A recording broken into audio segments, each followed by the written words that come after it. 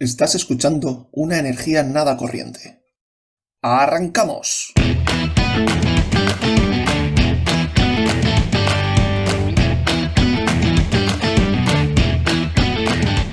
¿Y de qué nos vas a hablar hoy, Álvaro? Estamos muy intrigados del tema que traes. Pues soy Beto, gracias por preguntar. Quería hablaros de la relación que tiene la biodiversidad con la transmisión de enfermedades infecciosas. Ahora está como muy presente en todas nuestras vidas lo que es una pandemia mundial, ¿no? Entonces, yo quería resaltar lo importante que es la biodiversidad. Menos biodiversidad implica más riesgo de transmisiones de enfermedades.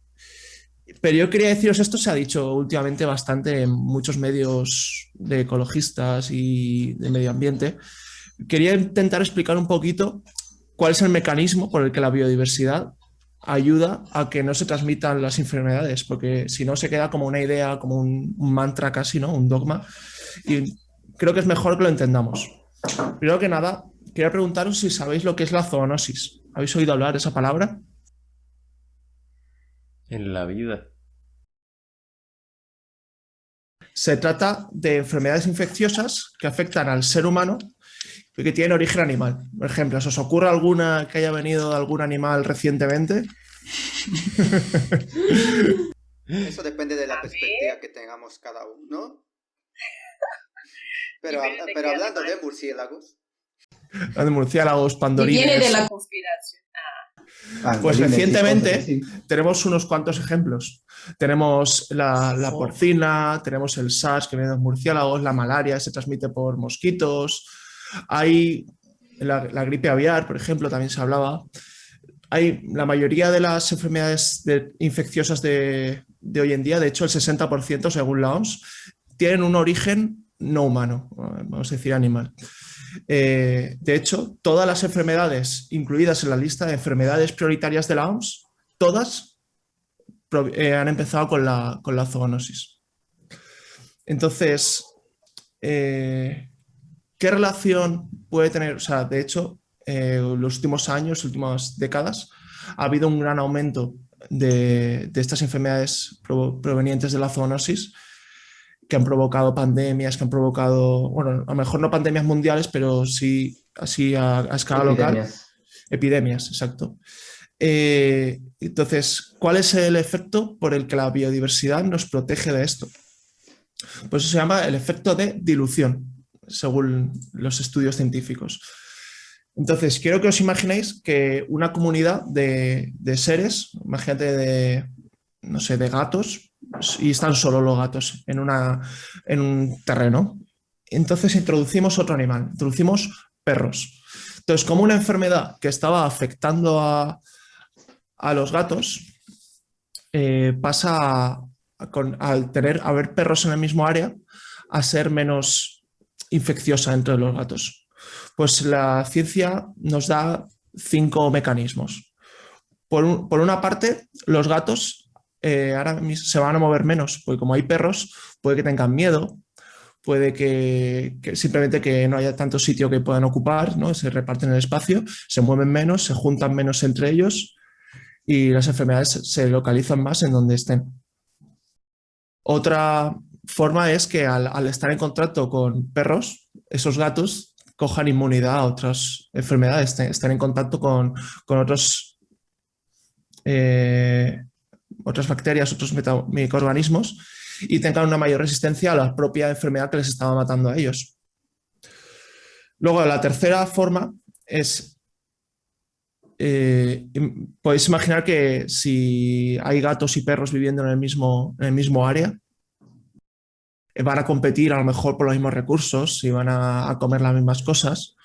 Entonces es muy probable que la población de gatos decrezca ligeramente o notablemente, depende de la situación. Eso también hace que la enfermedad tenga menos huéspedes a los que contagiar. Hay menos gatos a los que contagiar, por lo tanto también se transmite menos la enfermedad. También, si en lugar de ser competitivos entre los perros y los gatos, cooperan o incluso se curan o uno se come al otro, puede que los gatos tengan, por ejemplo, si en vez de perros fueran ratones, pues si comen ratones, están bien alimentados los gatos, también son más fuertes y se curan antes de las enfermedades y no llegan a transmitir esa enfermedad. Y por último, también está la más triste, pero si un gato enferma y tiene que competir con un perro por alimentarse, a lo mejor les atacan o algo de eso, es más probable que muera cuando están enfermos. Entonces, de nuevo, si mueren antes de que hayan contagiado a otros gatos, se transmite más lentamente la enfermedad. Entonces, estos son, digamos, era para entender un poquito por qué la biodiversidad nos protege de las infecciones. De hecho, hay unos ejemplos muy curiosos. Esta palabra, si zoonosis no la conocéis, quiero pensar que zooprofilaxis no la habéis oído nunca. Un clásico. La zooprofilaxis es una cosa muy interesante que se está haciendo en África desde toda la vida. Es como el conocimiento popular que se tiene, simplemente que luego había que ponerle un nombre, pero...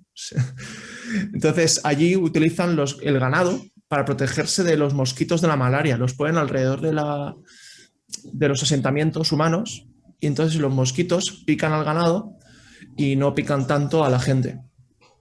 Otro ejemplo interesante es que se usan conejos para protegerse de las moscas de la leishmaniasis o gatos y perros para protegerse de las moscas de la encefalitis o lagartos que se usan para protegerse de las pulgas de la enfermedad de Lyme. O sea, hay muchos ejemplos de que esto se ha hecho durante mucho tiempo y funciona.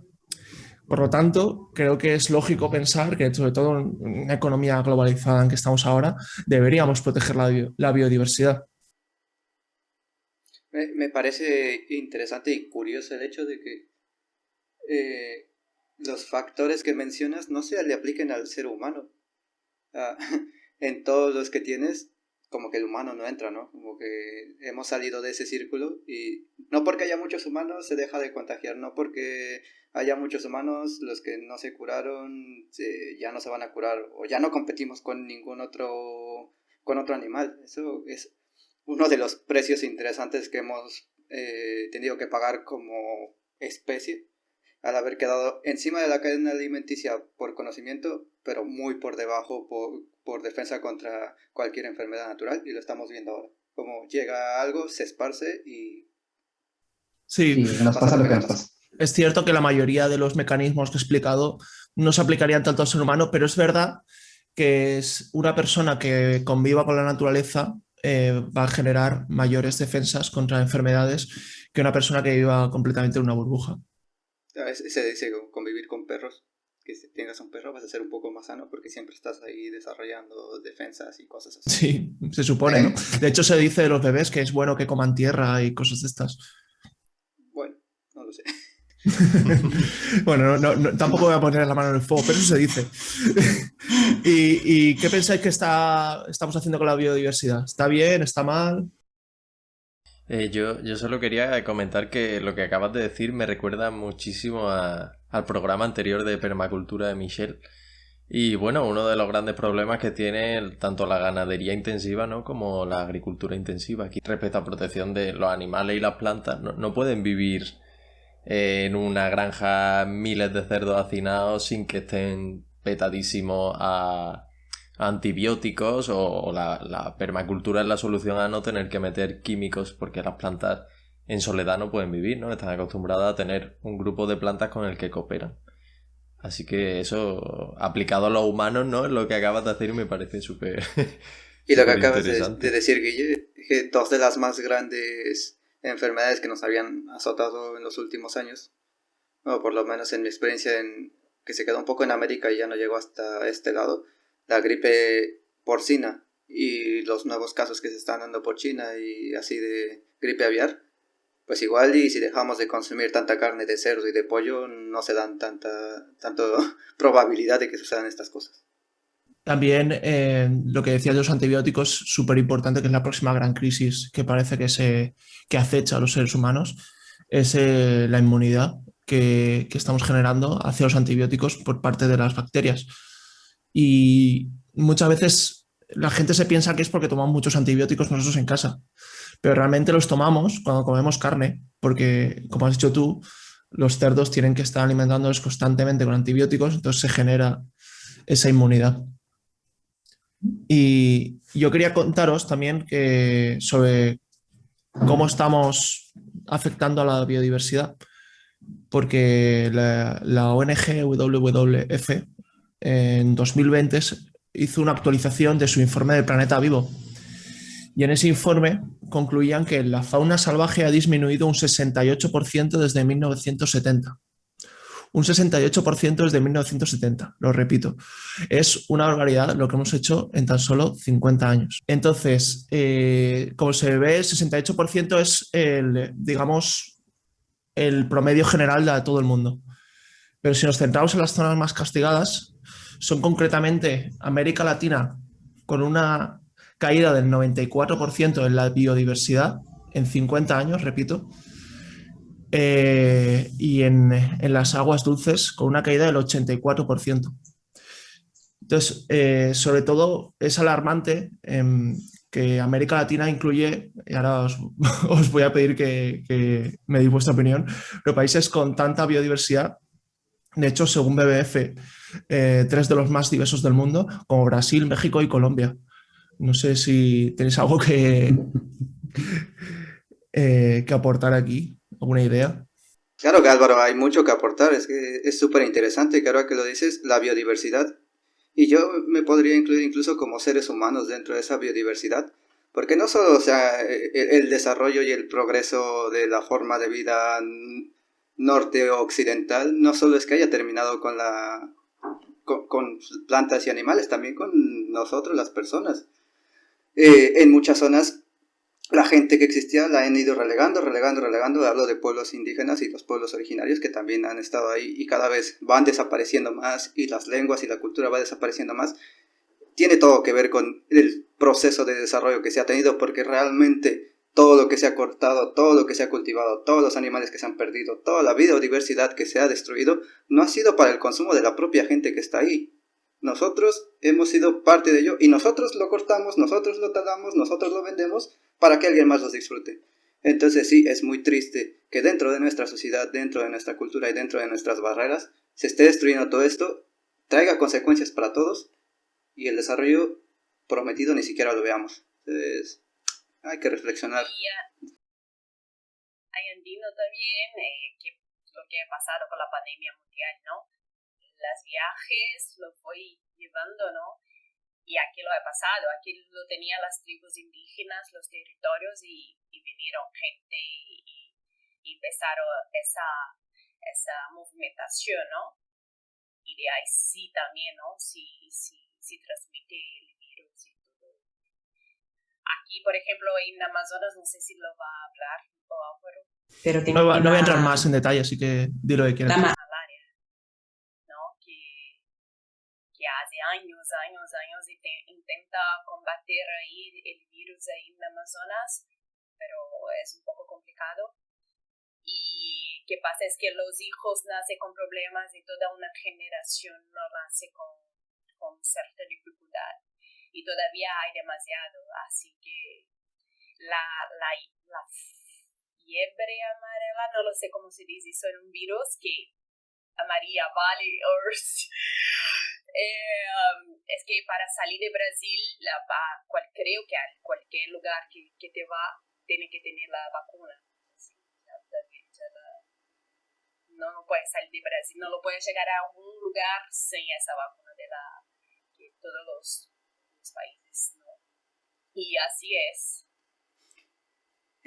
Y solo para cerrar, lo que mencionabas, el peso de la globalización. Te pones a pensar cómo es posible. Claro que el COVID se haya esparcido de esta manera. Y luego que en Brasil tristemente también se estén registrando casos de hongo negro de la India, que está cruzando todo el mar. Y pues seguramente sí le toca a una persona que en su vida ha viajado en avión, pero ponte a pensar que los que sí viajan en avión también tienen ahí este sistema en el que nos encontramos tan global, tiene consecuencias incluso para la gente que no es parte de ese mundo. Sí, efectivamente.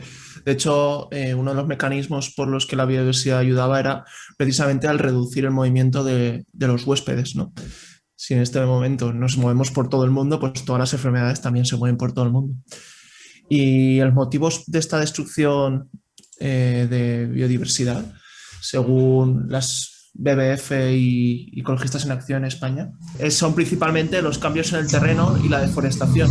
Es decir, coger terreno que no estaba pensado originalmente, era terreno natural, y deforestarlo y convertirlo en terrenos agrícolas o otras cosas. De hecho, el problema con el agua dulce es porque se han perdido muchos humedales.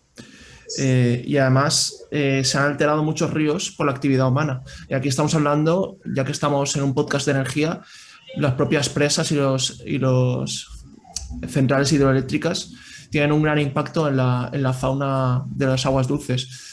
Es especialmente dramático y están todas las especies que entran dentro de esta categoría, están en peligro de extinción en los animales grandes que viven en el agua. Más de 30 kilos están o se pescan o mueren en presas, obtienen impedimentos para ir a sus zonas de alimentación o de desovación. Entonces hay que valorar mucho lo que se está haciendo porque tiene unos impactos muy negativos. Y no ponerle nombre a todo lo que pueda parecer renovable como renovable y sustentable, porque esa es otra cosa, que la mayor parte de energía renovable que se tiene en el mundo está respaldada por la hidroeléctrica, pero a veces no consideramos lo que acabas de decir.